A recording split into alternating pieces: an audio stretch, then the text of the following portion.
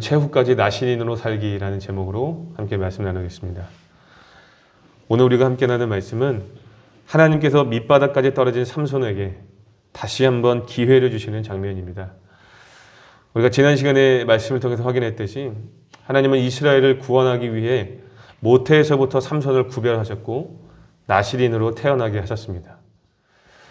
그래서 사사기를 읽는 독자라면 삼손의 출생으로 인해 이스라엘을 향한 하나님의 구원을 기대하게 됩니다. 하지만 안타깝게도 그의 어떤 모습에서도 나시린으로서의 모습은 찾아볼 수 없었습니다. 타락한 영성과 도덕성은 기본이었고 이스라엘의 구원에는 관심이 없었습니다. 전혀 사사로서의 신분이나 사명에 관심 없이 살았다는 것이죠. 심지어 당시 사사시대의 이스라엘의 특징이라고 할 수 있는 자기 소견에 옳은 대로 행동하면서 하나님 앞에 불순종으로 일관했습니다. 사사라면 백성들 앞에서 모범을 보여야 하지 않겠습니까? 하지만 오히려 이스라엘의 그 전형적인 특징을 보여주면서 불순종으로 일관했다는 거예요. 그럼에도 불구하고 하나님은 삼손을 통해 블레셋을 응징하시겠다는 그 약속을 신실하게 지켜주셨습니다. 삼손은 자기 소견에 옳은 대로 행동하며 사사로운 욕망에 이끌려 살았지만 하나님은 삼손의 사사로운 그 욕망조차 당신의 선을 이루는 일에 사용하셔서 블레셋을 응징하셨습니다. 이처럼 하나님만이 이스라엘의 구원을 위해 일하셨을 뿐 삼손은 자신의 사사로운 욕망을 채우는 일에만 급급한 인생을 살았습니다. 안타깝게도 삼손의 일생은 우리가 기대하는 영웅의 모습도 아니었고 믿음의 일꾼도 아니었습니다. 삼손이 가지고 있었던 그 괴력 때문에 영웅주의가 만들어낸 허상이요 실패한 나시린의 모습일 뿐입니다. 오늘의 본문은 안타깝게도 그 실패한 나시린의 최후가 기록되어 있어요. 본문은 블레셋 여인 들릴라가 삼손이 가진 힘의 비밀을 알아내기 위해 삼손을 유혹하는 것으로 시작되어지고 있습니다. 우리 15절 말씀 한번 읽어보면서 본문을 확인해 보겠습니다. 15절입니다. 시작. 들릴라가 삼손에게 이르되 당신의 마음이 내게 있지 아니하면서 당신이 어찌 나를 사랑한다 하느냐. 당신이 이로써 3번이나 나를 희롱하고 당신의 큰 힘이 무엇으로 말미암아 생기는지를 내게 말하지 아니하였도다 하며. 아멘. 여러분, 삼손이라는 이름은 히브리어 쉐메시라는 단어에서 파생된 명사로서 작은 태양이라는 의미입니다. 반면에 들릴라는 히브리어 라이라에서 파생된 명사로서 밤이라는 의미예요. 그래서 삼손이 들릴라에게 들어가서 유혹을 받는 장면은 문학적으로 작은 태양이 밤의 여인에게 사로잡혀 빛을 잃어가는 것을 상징합니다. 여기 15절의 말씀을 보시면 들릴라는 이미 삼손이 가진 힘의 비밀을 알아내기 위해 이미 3번이나 그 시도를 했던 것을 알려주고 있습니다. 하지만 그때마다 삼손은 들릴라에게 계속해서 거짓말로 둘러대죠. 그럼에도 불구하고 들릴라는 끈질기게 삼손에게 그 힘을 알려달라고 요청했습니다. 그런데 이번만큼은 삼손이 들릴라의 끈질김에 넘어진 것 같습니다. 그전까지는 계속해서 거짓말로 둘러댔지만 이번만큼은 쉽지 않았던 것 같아요. 15절을 다시 보시면 들릴라가 무엇으로 삼손을 유혹하고 있습니까? 그것은 바로 사랑의 진정성입니다. 당신의 마음이 내게 있지 않는데 어찌 나를 사랑한다 하느냐라고 말합니다. 이게 무슨 말일까요? 당신이 진정 나를 사랑한다면 힘의 비밀을 알려달라라는 것이죠. 지금 들릴라는 사랑의 진정성을 주장하며 삼손이 가진 힘의 비밀을 알려달라고 때를 쓰고 있습니다. 한 번이 안 되니까 2번 하고 2번이 안 되니까 3번, 4번 될 때까지 삼손을 넘어뜨리기 위해 유혹하고 있습니다. 이처럼 들릴라의 유혹은 집요했으며 매우 간교했습니다. 마치 잠언 5장에 기록된 것처럼 음녀가 온갖 간교한 입술로 아들을 유혹하는 것 같습니다. 잠언 5장 3절부터 6절은 이렇게 말합니다. 대저 음녀의 입술은 꿀을 떨어뜨리며 그의 입은 기름보다 미끄러우나 나중은 숯같이 쓰고 두 날 가진 칼같이 날카로우며 그의 발은 사지로 내려가며 그의 걸음은 스올로 내려가나니 그는 생명의 평탄한 길을 찾지 못하며 자기 길이 든든하지 못하여도 그것을 깨닫지 못하느니라. 아멘. 음녀의 유혹이 너무나 강력해서 음녀를 선택한 결과가 스올로 내려가는 것임을 아들은 깨닫지 못하고 있다는 것을 이야기하고 있죠. 마찬가지로 삼손은 진실을 말하여 사랑을 얻을 수는 있겠지만 그 선택은 스올로 내려가는 길일 뿐 절대로 평탄하지 못한 결과가 나오게 될 것입니다. 하지만 삼손은 잠언의 아들이 그랬던 것처럼 그 사실을 깨닫지 못하고 있습니다. 16절에 보시면 들릴라가 매일같이 재촉하는 것 때문에 삼손의 마음이 어떤 상태라고 기록되어 있습니까? 16절에 삼손의 마음이 번뇌하여 죽을 지경이었다라고 설명하고 있습니다. 여러분, 번뇌가 무슨 말입니까? 여러 가지 온갖 생각으로 마음이 흔들린다는 뜻입니다. 그런데 여러분, 이성적으로 생각해 보면 충분히 답이 나오지 않습니까? 그렇죠? 여러분들이 이번 주 이 사사기 말씀을 잘 묵상해 왔다면 기억하실 거예요. 사사기 14장을 보시면 이미 삼손은 블레셋 딥나의 여인을 아내로 맞이했다가 배신당한 경험을 했습니다. 이미 앞선 사건 때 딥나의 여인에게 배신당한 경험이 있고 지금의 상황도 비슷한 상황으로 충분히 예상됩니다. 들릴라를 떨쳐버리고 그곳을 떠나야 된다는 것이죠. 그런데 이 쉬운 선택을 하지 못하여서 번뇌하고 있는 것이죠. 사랑을 선택할 것인가 사명을 선택할 것인가 이 일로 고민하고 있는 겁니다. 그런데 사실 번뇌한다라는 이 단어는요, 히브리어 카짜르라는 동사인데 이 단어가 사실은 사사기 10장 16절에서 사용되었습니다. 언제 사용됐냐면 하나님께서 이스라엘을 향해 근신하는 마음을 나타낼 때 이 단어가 사용되었어요. 번뇌하다. 하나님은 이스라엘의 구원을 위해 근심하며 마음을 쏟고 있는데 삼손은 여자의 유혹 때문에 근심하며 고민하고 있는 겁니다. 하나님께서 근심하는 내용과 삼손이 근심하는 내용이 너무나 대조적이라는 것이죠. 이러한 모습만 보아도 여전히 삼손은 영적으로나 이성적으로 둔감해 보입니다. 하나님께 사서로 부름을 받았음에도 불구하고 이스라엘의 구원을 위해 힘쓰지 않았고 그의 신분과 사명에 전혀 신경 쓰지 않고 있습니다. 그저 자신의 감정에 더 충실한 선택을 하며 살고 있다는 것이죠. 이쯤에서 우리도 본문을 묵상하면서 우리의 신앙을 한번 점검해 보길 원합니다. 우리도 삼손처럼 시대의 나시린으로 부름을 받았지만 신분과 사명은 뒤로하고 개인적인 감정과 정욕을 따라 살고 있는 것은 아닌지 모르겠습니다. 이미 딥나 여인의 배신을 경험했음에도 불구하고 삼손이 들릴라의 유혹을 떨쳐버리지 못하고 번뇌했던 것처럼 우리도 세상으로부터는 거짓과 유혹의 결과를 경험했음에도 불구하고 여전히 세상의 가치를 떨쳐내지 못하고 있는 것은 아닌지 모르겠습니다. 그래서 우리의 개인적인 정욕과 하나님이 주신 그 사명 사이에서 무엇을 선택해야 할지 번뇌하며 살고 있을지도 모른다는 것이죠. 하나님은 세상의 구원을 위해 근심하며 마음을 쏟고 있는데 우리는 개인적인 탐욕을 떨쳐버리지 못해서 근심한다면 어떻게 우리가 나시린의 사명을 감당할 수 있을까요? 근심하고 번뇌한다는 것은 쉽게 결정을 내리지 못한다는 것입니다. 그리고 이것은 하나님께 온전한 신뢰를 드리지 못하는 것으로도 이해가 되죠. 여러분, 누가복음 12장의 말씀을 보면 한 사람이 아버지의 유산을 형과 어떻게 나눌지 고민하며 예수님께 나오는 장면이 나옵니다. 그때 예수님은 그 사람에게 삼가 모든 탐심을 물리쳐라 라고 말씀하시면서 그리스도인이 가져야 할 재물의 개념을 설명하셨습니다. 돈을 너무너무 사랑하는 이 사람에게 탐심을 물리치라라고 이야기를 하면서 그리스도인이 가져야 할 재물의 개념을 설명하세요. 그러면서 마지막으로 이 말씀을 하십니다. 제가 읽어드릴게요. 누가복음 12장 29절부터 31절입니다. 너희는 무엇을 먹을까 무엇을 마실까 하여 구하지 말며 근심하지도 말라. 이 모든 것은 세상 백성들이 구하는 것이라. 너희 아버지께서는 이런 것이 너희에게 있어야 할 것을 아시느니라. 다만 너희는 그의 나라를 구하라. 그리하면 이런 것들을 너희에게 더하시리라. 아멘. 우리가 나시린의 삶을 선택하며 살면 하늘 아버지께서 우리에게 있어야 할 것을 미리 아시고 우리에게 필요한 모든 것을 더해 주신다라고 말씀하시는 거예요.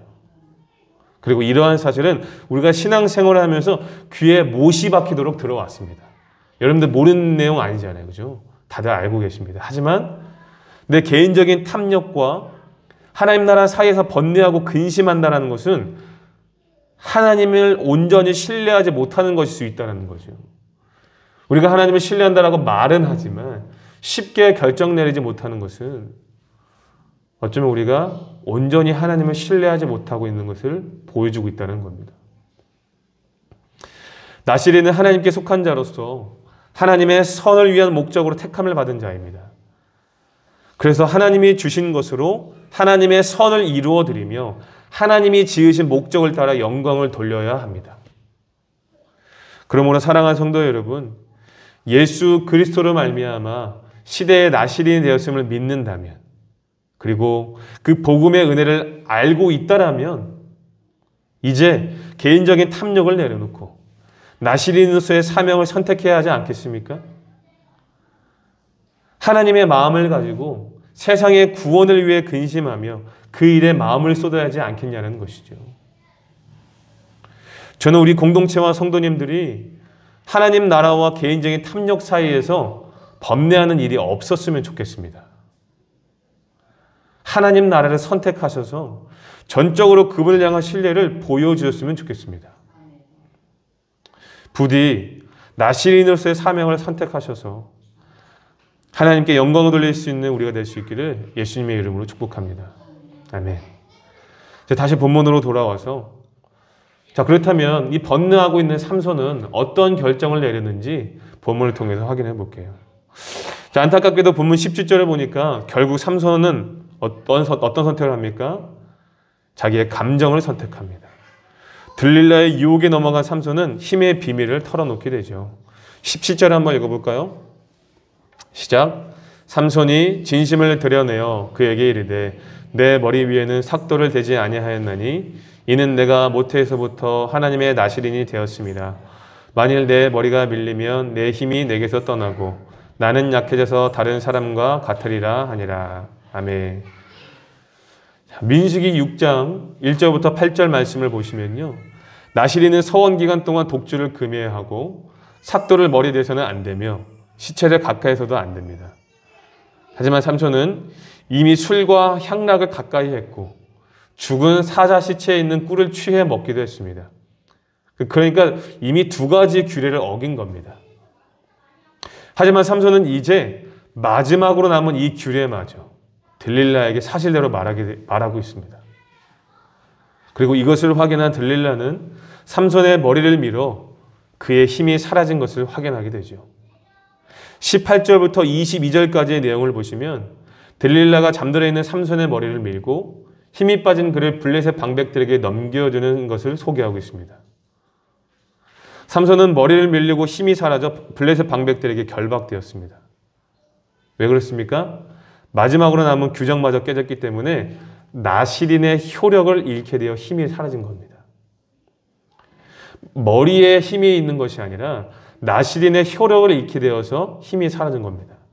그리고 그 사실을 20절 하반절에서 소개가 되고 있죠. 20절 하반절을 보시면 이 저자가 삼손의 힘이 떠난 것을 어떻게 설명하고 있습니까? 여호와가 그에게서 떠난 것이다 라고 설명하고 있습니다. 다시 말해 삼손에게 초인적인 힘을 준 것은 그의 머리가 아니라 하나님이셨다는 것을 설명하고 있는 거죠. 삼손은 자신의 괴력이 머리카락에 있다고 생각했던 것 같습니다. 하지만 삼손의 괴력이 머리카락에 있는 것이 아니라 삼손을 태에서부터 죽을 때까지 나시린으로 부르시는 하나님께 능력이 있었던 거죠. 그래서 마지막으로 남은 나시린의 규례를 어긴 삼손에게 하나님의 능력이 떠난 겁니다. 그런데 삼손은 이것조차 깨닫지 못하고 있는 것이죠. 하나님께서 떠난 것을 깨닫지도 못할 정도로 삼손은 하나님의 임재에 대하여서 무감각하고 무지했습니다. 결국 힘을 잃은 삼손은 두 눈이 뽑히고 감옥에서 맷돌 돌리는 신세로 전락해버립니다. 너무나 안타까운 결말이죠. 충분히 이러한 상황을 예방할 수 있었지만 감정과 자기의 탐욕을 선택한 삼손의 이러한 결정이 이런 안타까운 결과를 만들어냈습니다. 과연 삼손은 이렇게 블레셋 사람들에게 희롱당하며 그의 일생을 마무리하게 될까요? 하지만 저자는 22절에 기록된 한 문장을 통해 삼손에게 한 번 더 기회가 남았다는 것을 예상하게 합니다. 22절 말씀 한번 읽어볼까요? 시작. 그의 머리털이 밀린 후에 다시 자라기 시작하니라. 아멘. 앞서 민수기 6장에 기록된 나실에 대한 소개를 언급했듯이 나실이는 포도주와 독주를 금하고 머리카락을 자르지 않으며 죽은 시체를 만지면 안 됩니다. 그래서 이것을 어기고 부정하게 된 나실이는 정결 예식을 통해 머리를 깎고 다시 나실인의 기간을 정해야 한다라고 기록되어 있어요. 민수기 6장 11절부터 12절을 읽어드릴게요. 제사장은 그 하나를 속죄제물로 하나를 번제제물로 드렸어. 그의 시체로 말미암아 얻은 죄를 속하고 또 그는 그 날에 그의 머리를 성결하게 할 것이며 자기 몸을 구별하여 여호와께 드릴 날을 새로 정하고 1년 대 순양을 가져다가 속건제물로 드릴지니라. 아멘. 분명히 민수기 6장 11절과 12절의 말씀에 나실인의 규례를 어긴 사람은 머리를 깎고 다시 나실인의 기간을 정할 수 있었습니다. 이처럼 저자가 삼손의 머리털이 밀린 후에 그의 머리가 다시 자랐다는 것을 기록한 이유는 아마도 하나님께서 그를 다시 한번 나실인으로 사용하실 것을 예상하게 한다는 것이죠. 비록 삼손의 머리칼이 잘린 것이 민수기에 기록된 정결 예식을 따른 것은 아니지만 이 사건을 통해 삼손은 과거에 있었던 부정한 삶을 정리하고 하나님께 다시 한번 나실인으로 사용될 것을 예상하게 합니다. 그리고 그 예상은 이어지는 본문을 통해서 여지없이 드러나고 있지요. 23절부터 31절까지의 내용은요, 삼손의 최후를 기록하고 있죠. 삼손이 붙잡혔다는 소식에 블레셋 사람들은 다곤 신전에 모여 축제를 벌입니다. 드디어 우리를 괴롭히던 삼손이 우리에게 잡혔구나. 잔치를 벌이고 있는 것이죠. 다곤 신이 삼손은 우리에게 넘겨주었다라면서 잔치를 벌였습니다. 다곤 신전에서. 또한 흥에 겨운 블레셋 사람들이 감옥에서 삼손을 불러다가 제주까지 부리게 하죠. 굉장히 굴욕적인 모습입니다. 하지만 앞서 저자가 언급한 것처럼 삼손의 머리카락은 자라고 있었습니다. 그리고 이제 삼손은 블레셋 사람들에게 마지막 보복을 하게 되죠. 그는 자기를 인도하는 소년에게 다곤 신전을 버티고 있는 기둥을 만지게 해달라고 합니다. 두 눈이 뽑힌 상태였기 때문에 도움을 받지 않으면 아무것도 할 수 없는 신세인 것을 보여주고 있겠죠. 자, 과연 삼손은 그의 마지막 사사의 사명을 어떻게 마무리할까요? 자, 두 기둥에 손을 댄 삼손이 하나님께 이렇게 기도합니다. 우리 28절 말씀 한번 읽어볼까요? 28절입니다. 시작. 삼손이 여호와께 부르짖어 이르되 구하옵나니 나를 생각하옵소서. 하나님이여 구하옵나니 이번만 나를 강하게 하사 나의 두 눈을 뺀 블레셋 사람에게 원수를 단번에 갚게 하옵소서 하고. 아멘. 자, 삼손이 어떻게 지금 기도하고 있습니까? 이번만 나를 강하게 해주십시오. 하나님께 힘을 달라고 간구하고 있습니다. 아무래도 삼손은 자신의 괴력이 하나님께로부터 온다는 사실을 드디어 깨닫게 된 것 같습니다. 삼손은 블레셋 방백들에게 잡힐 때까지만 해도 그의 힘의 원천이 여호와께로부터 온다는 사실을 깨닫지는 못했습니다. 하지만 이제 이 다곤 신의 능력을 자랑하는 블레셋 사람들 앞에서 자신의 괴력이 하나님께로부터 온다는 사실을 바르게 고백하고 있습니다. 모든 것을 잃은 후에야 깨닫게 된 것이 너무나 안타깝죠. 자, 그런데 그보다 더 안타까운 사실은 뭐냐면 삼손이 하나님께 힘을 간구하는 목적입니다. 삼손이 지금 무엇 때문에 힘을 간구하고 있습니까? 자기의 두 눈을 뺀 블레셋 사람들을 복수하기 위해서, 블레셋 사람에게 원수를 갚기 위해서 부르짖고 있는 거예요. 늘 그래왔듯이 삼손의 마지막 요청은 여전히 자기 중심적인 기도를 하고 있는 것이죠. 삼손은 블레셋 사람들에게 희롱당하며 사는 것보다 마지막으로 힘을 사용하여서 그들과 함께 죽는 것을 선택하는 것입니다. 마지막까지도 여전히 개인적이고 충동적인 결정을 하고 있습니다. 하지만 놀랍게도 이토록 개인적이고 충동적인 이런 간구에 하나님은 삼손의 이 요청에 응답하셨습니다. 힘이 돌아온 삼손은 다곤 신전을 바치고 있던 기둥을 힘껏 밀어 신전을 완전히 무너지게 했고, 신전에 모인 블레셋 방백들과 블레셋 사람 3,000명은 삼손과 함께 생매장을 당하게 됩니다. 이처럼 하나님은 삼손의 부르짖음에 응답하셔서 블레셋의 잔칫날을 심판날로 바꾸셨습니다. 그리고 저자는 30절에서 삼손이 살았을 때 죽인 자들보다 죽을 때 죽인 자가 더욱 많다라고 이야기를 하면서 사사로스의 그의 마지막 기록을 마치고 있습니다. 날 때부터 기적적인 출생과 나시린의 삶, 그리고 계력까지 지닌 삼손을 통해 이스라엘 향한 하나님의 구원을 기대했지만 안타깝게도 그의 타락한 영성과 도덕성, 그리고 이스라엘에 대한 무관심으로 일관된 불순종 때문에 이스라엘은 하나님의 구원을 경험하지 못했습니다. 그저 하나님께서 삼손의 사사로운 욕망과 복수를 사용하셔서 블레셋을 응징하셨을 뿐이지 그를 통해 블레셋을 이스라엘에 넘겨주셨다는 내용은 성경 어디에도 찾아볼 수가 없습니다. 지금까지 우리가 사사기를 읽어보면 사사들의 등장을 통해 이스라엘을 압제하던 나라들을 그들에게 넘겨주어서 그 사사가 있는 동안은 그 땅이 평온했다라고 기록되어 있습니다. 하지만 오늘 본문 말씀 31절 마지막 부분에서도 보시면 저자는 삼손이 이스라엘의 사서로 20년을 지냈다고만 말하고 있지 하나님께서 그를 통해 블레셋을 이스라엘에게 넘겨줬다는 말이 없습니다. 그를 통해 이스라엘이 평안을 누렸다는 기록이 어디에도 기록되어 있지 않아요. 삼손이 사서로 있는 20년 동안 이스라엘은 한 번도 평안을 누리지 못했다는 겁니다. 다시 말해 이스라엘은 삼손이 사설에 있을 동안에 하나님의 구원을 한 번도 경험하지 못했다는 것으로도 이해가 가죠. 그래서 본문의 사건은요, 삼손 개인에 대한 하나님의 심판만이 아니라 이스라엘 전체에 대한 심판을 상징한다고도 볼 수 있습니다. 삼손은 그렇다 쳐도 이스라엘도 블레셋의 압제 아래에서 안일하게 살았고 하나님께 부르짖지도 않았으며 사사를 존중하지도 않았기 때문입니다. 사사기 15장을 보시면 딥나 여인의 배신에 분노한 삼손이 여우 꼬리에 불을 붙여서 추수해야 할 블레셋의 밀밭을 모조리 불태웁니다.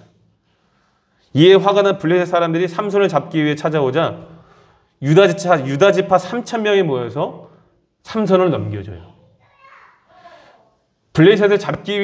삼손을 잡기 위해서 블레셋이 온 사람들은 1,000명이었지만 삼손을 블레셋에 넘겨주기 위해서 모인 유다 지파는 3,000명이었어요. 굉장히 아이러니하죠. 유다 지파 3,000명이 모여서 블레셋 사람들에게 삼손을 넘겨준 것만 봐도 이스라엘은요 사사를 존중하는 모습이 없었다는 거죠. 그러므로 본문의 사건은요 단순히 삼손 개인에 대한 심판만이 아니라 이스라엘 전체에 대한 심판을 상징한다는 생각은 절대로 과하지 않다는 것입니다. 저는 개인적으로 이 삼손의 이야기를 확인하면서 느끼는 것은 오늘날 세상의 구원을 위해 부름받은 교회와 성도의 책임이 이토록 크다는 생각을 하게 되었습니다. 삼손의 이야기를 통해 확인하셨듯이 하나님은 삼손의 사사로운 욕망과 복수를 사용하셔서 블레셋을 응징하셨습니다. 다시 말해 하나님은 하나님의 일을 신실하게 이루셨습니다. 하지만 그것은 하나님이 원하시는 것이 아니었죠. 하나님은 삼손을 통해 이스라엘을 구원하기를 원하셨습니다.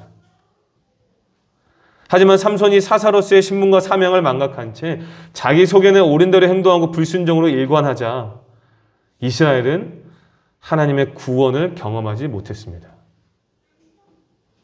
결국 세상의 구원을 위해 부름받은 교회와 성도들이 정신을 똑바로 차리지 않으면 나시린으로 살아가지 않으면 이와 같은 결과로 이어진다는 사실을 깨달아야 된다는 거예요. 두렵고 떨리는 마음으로 이 본문을 바라볼 수 있어야 된다는 겁니다. 세상에 타락하고 하나님과 멀어지는 것은 당연한 결과입니다. 하지만 하나님께서 세상의 구원을 위해 그리스도를 말미암아 나시린된 교회와 성도들에게 소망을 두고 저와 여러분들을 이 교회 공동체를 보내셨습니다. 그래서 예수님은 제자들을 향해 너희는 세상의 소금이요 빛이라고 말씀하신 겁니다. 그게 우리의 정체라는 거죠. 그러므로 세상이 하나님의 살아계심을 발견하지 못하고 더욱 하나님과 멀어지며 타락하는 이유는 무엇이겠습니까? 단순히 그들의 악함만은 아니라는 겁니다. 교회와 성도들이 신분과 사명을 잊어버리고 살기 때문이다라는 거죠. 개인적인 탐욕과 사명 사이에서 번뇌하며 탐욕의 길을 선택하기 때문이라는 겁니다. 삼손처럼 이 마지막 기회조차 사사로운 복수를 위해 힘을 썼던 이 삼손처럼 오늘 저 사람의 모습이 오늘 우리의 모습이구나. 오늘날 우리 한국교회 공동체의 모습이구나 라고 점검해 볼 수 있어야 된다는 것이죠. 이 사사기를 묵상하고 특별히 삼손의 이야기를 보면서 정신이 번쩍 들었어요. 물론 사사기의 전체적인 내용에 대해서는 이미 알고 있었지만 다시 한 번 더 정신이 번쩍 들었습니다. 이건 남 일이 아니구나 라는 것이죠. 그러므로 우리는요, 삼손처럼 이 삼손은 최후까지 개인적이고 충동적인 일에 힘을 사용했지만 우리의 최후는 그 최후까지 하나님의 영광을 위해 살기로 결단할 수 있어야 된다는 것이죠. 그렇다면 우리가 최후까지 나시려는 살기 위해 우리가 무엇을 결단하면 좋을까요? 제가 삼손의 인생을 시작부터 최후까지 잘 살펴보았는데 제가 그를 통해 느낀 점이 참 많습니다. 그리고 오늘 우리에게 필요한 것, 바로 자기를 부인하는 것입니다. 오늘 우리에게 자기 부인이 가장 필요하다고 생각해요. 우리는 삼손의 인생에 드러나는 모습과 마지막까지도 개인적이고 충동적인 일에 힘을 사용한 것을 기억해야 합니다.